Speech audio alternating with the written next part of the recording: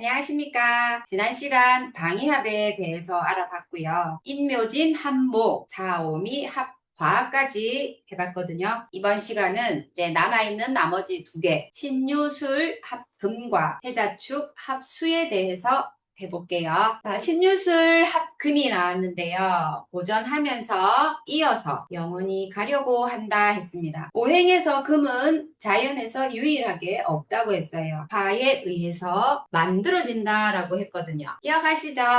그래서 금은 자연에서 유일하게 없으며 금은 단단하다라고 했어요. 단단하다. 자연에서 단단한 것들이 있다면 모두 금에 해당한다. 알고 계시면 되겠고요. 그래서 신유술합금이랬어요.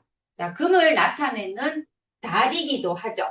7월, 8월, 9월이 되는데 7월 달에는 보전을 위한 시작으로 열과 빛의 도움을 받는다. 자, 이 열매가 이제 커지기 위해서는 많은 화의 도움을 받아야지만 가능한 얘기죠. 그래서 이 금이 열매가 몸집이 커져야지만 따라서 안에 있는 종자가 되는 씨앗도 커지게 되는 거죠. 성숙이 된다 이거죠. 그래서 6월, 8월이 되면 8월에는 표면을 보호하려고 하면서 내실을 강하게 한다. 이제는 껍질을 단단하게 만든다 이거죠. 껍질을 단단하게 해야 외부의 어떠한 충격에도 완충을 시킬 수 있기 때문에 그래야지만 무탈하게 수확을 해서 그 종자를 가지고 다음을 기약을 할 수가 있는 거죠. 만약에 표면을 단단하게 보호하지 않는다라고 하면 새가 쪼은다거나 아니면 낙과한다거나 이렇게 되면은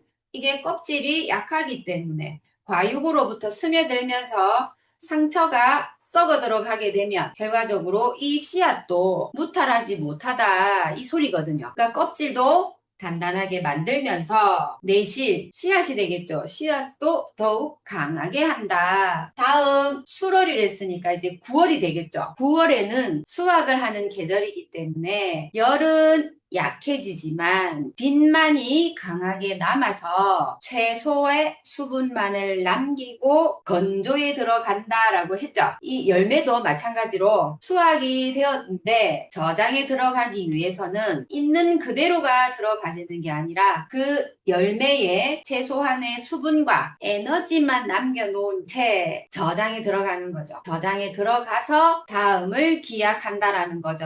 그래서 신유술 합금 보존과 보존이다. 그리고 이제 마지막에 해자축 합수라고 나와 있는데 이론은 과거에 이어서 지금까지 그대로 유지한다라고 했어요. 자, 이 수오행은 흐른다라고 했습니다. 흐른다. 자연에서 흐르는 것은 모두가 수에 해당한다라고도 할 수 있죠. 그러면 이 물을 가지고 얘기를 한번 해보겠습니다. 해월이 되면 봄, 여름, 가을을 거치면서 많이 탁해졌던 그 물이 북방으로 올라가게 되면서 자, 이 해월에는 물의 흐름을 스스로 조절을 해서 늦춥니다. 물의 흐름을 늦추어서 멈추게 되면 분리를 시키는 거죠. 멈추게 되면 물 속에 많이 떠다녔던 그 부유물들을 밑으로 깔아앉히기 위해서 흐름을 멈추는 거죠. 멈추게 되면 결과적으로 부유물은 깔아앉고 떠있는 물은 맑아져 보이는 거죠.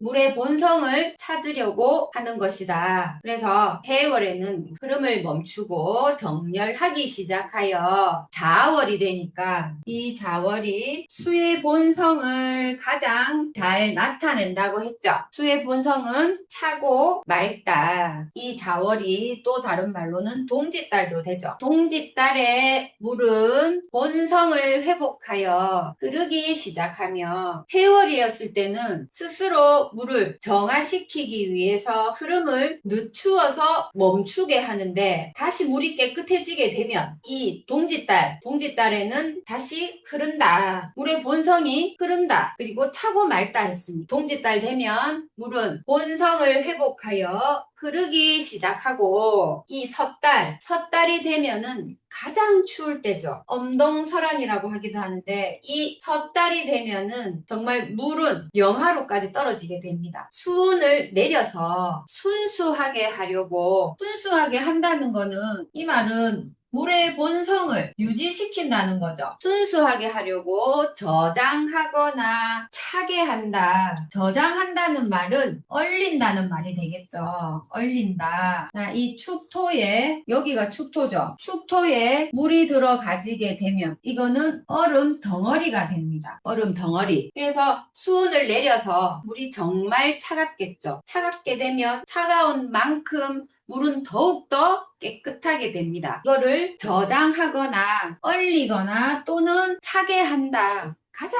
차갑게 한다. 이거죠. 수온을 내려서 순수하게 하려고 물의 본성을 가장 잘 가지고 있다가 저장을 하거나 차게 한다. 얼리거나 너무 춥게 되면 이제 얼겠죠. 얼리거나 차게 한다. 자, 이렇게 해서 저 두 가지 신유술 합금과 그다음 해자축 합수까지 했는데 제가 빨리 한 관계로 다시 한번 정리를 해드릴게요. 자, 종합해서 다시 한번 총 정리해 드릴게요. 자, 방위합을 했습니다. 우리가 방위합에는 네 가지가 있는데 인묘진 합목이 있고 사오미 합화가 있으며 신유술 합금이 있고 해자축 합수가 있더라. 그래서 방위합에는 네 가지가 있는데 자, 이 네 가지 중에 이 목은 자, 동방을 가리킨다 했어요.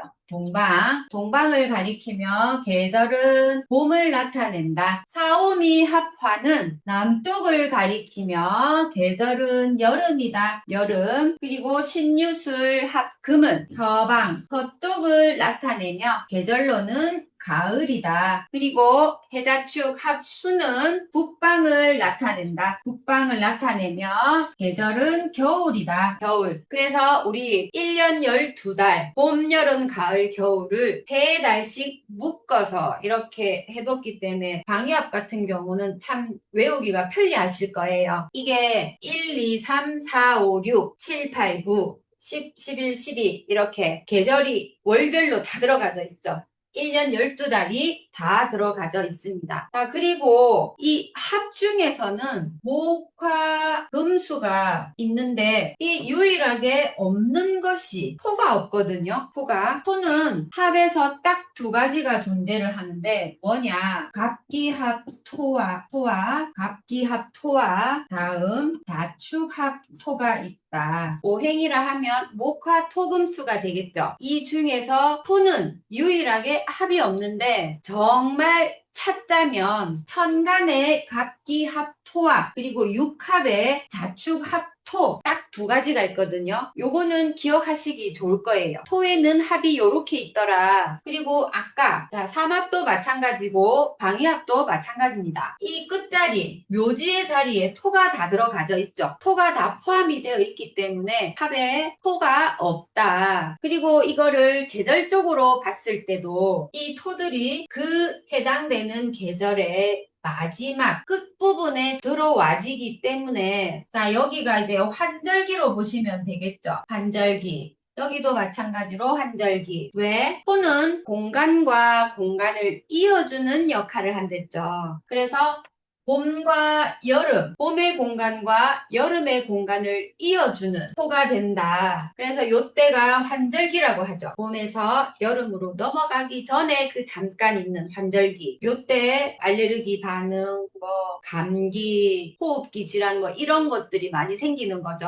마찬가지로 다 이 끝부분에 토들이 들어있으면서 현재의 계절과 다음의 계절을 이어주는 역할을 하는 것이다. 그렇게 알고 계시면 되겠습니다. 여기까지 했습니다. 방위합 다 끝났는데 점점 이 속도가 좀 빨라지는 게 아닌가 싶은 정도인데 방위합까지 해서 오늘 나머지 신유술 합금과 해자축 합수에 대해서 알아보고 나머지를 또 정리를 한번 해봤는데요. 항상 하고 나면 저도 부족한 게 있었는데 빠진 게 있었는데 라는 생각이 많이 들거든요. 혹시라도 보시고 들으시고 부족한 게 있었다. 왜 이거는 설명을 안 하고 넘어갔을까 라고 하는 게 있다면 주저 마시고 언제든 댓글 좀 남겨주세요. 네, 여기까지 하겠습니다. 수고하셨습니다.